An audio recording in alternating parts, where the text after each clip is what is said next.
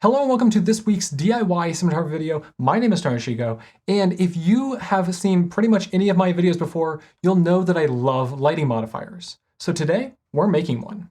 This project is to make your own abnormal light reflector out of damaged CDs or DVDs to create fun shapes, iridescent rainbow patterns, and generally abstracted light shapes on your subjects or scenes. The funny thing is that this is one of the first videos that I tried to make for this channel, and my first version of this failed. So I shelved it and then recently pulled it out and finished it for the video that you're watching now. Nothing like one YouTube video taking almost 3 years to make and for it to just be finished in one afternoon.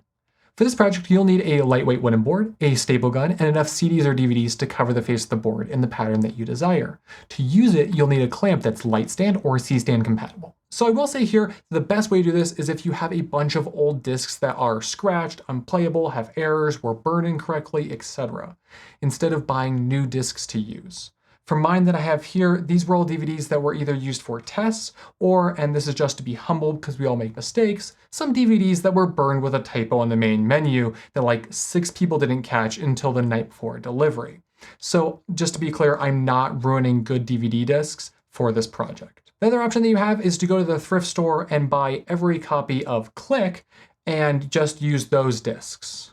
The first way that I tried to make this one, and I actually might make a whole video that's separate about that and the overall process and the struggle that I had and just go into more details there. But for this one, what I first tried to do was use heavy-duty super glue to attach the DVDs to my board. But they slid around too much, it wasn't curing properly, it actually clouded the plastic of the DVDs, which I was really unhappy with. And I just was not happy with the overall process or the final result. And that's why I shelved it for so long, because I really wanted it to be easy to explain, easy to make, and work properly so that I could make a video about it and feel good about not only what I have to use for my own projects, but also what I'm telling people how to make. My final version here still uses the clouded DVDs that I just mentioned, just so that I wasn't being wasteful, but ideally they wouldn't have ended up clouded like these did. Once you've gathered your supplies and tools, now you can think about your pattern and covering the entire surface of your board. I first drew mine out, and then I laid it out with some tape to test different looks and layouts. And once you're happy with the layout, it's time to get out your staple gun, and on a hard surface that you have protected or don't mind getting damaged, use your staple gun to affix the DVDs or CDs to your board. I did leave a little bit of a tail on one side so that I have a place to use my clamp to grab it and position it. For my design here, I felt like just having them in rows was a little too symmetrical for my taste, so I have the 4 on top here that help break up that pattern. I also found that if you lay them out without any overlap at all, you get much more of a repeating circular pattern, so if you either want that or don't want that, keep that in mind when planning your layout. I do actually have more of those typo DVDs, so I might make one that's even larger or at least more asymmetrical to have a different kind of effect with one of these DVD type reflectors. And really, using the right tools and the right supplies makes this a pretty quick build, probably about an hour. I think that most people will spend the most time in the step where you decide what your pattern is going to look like. The other benefit of using the staple gun rather than the glue is that if you want to make a change in your pattern, it's much more forgiving. So now with this all finally assembled, let's go take a look at the effects you can achieve with this simple DIY reflector.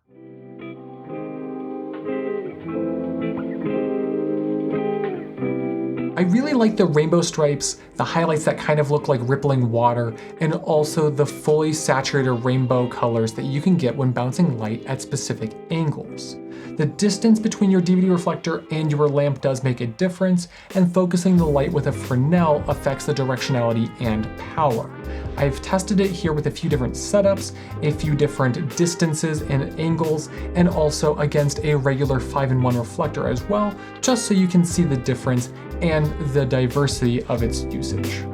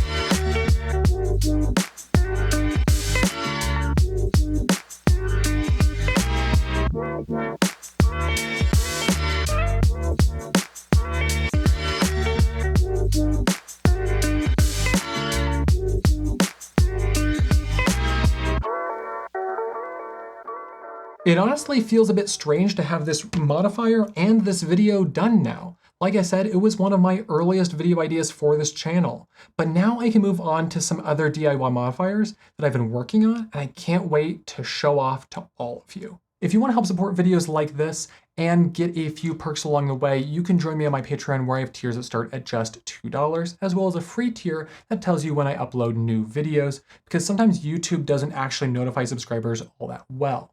I am currently pushing to get 30 members over there between the paid and free tiers. Thank you to everybody who's already joined. I really sincerely appreciate it. If you liked this DIY cinematography video, please give it a like to help me with the YouTube algorithm and reaching other people who like DIY filmmaking and DIY cinematography.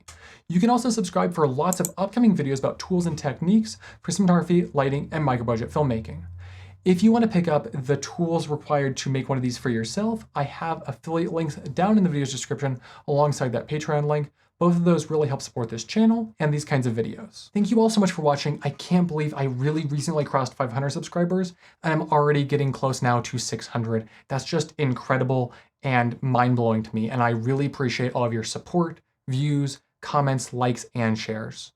This week, if you're presented with the opportunity to go out of your way to be kind to somebody who needs it, please do it. You never know how much of a difference it could make in their life and yours as well.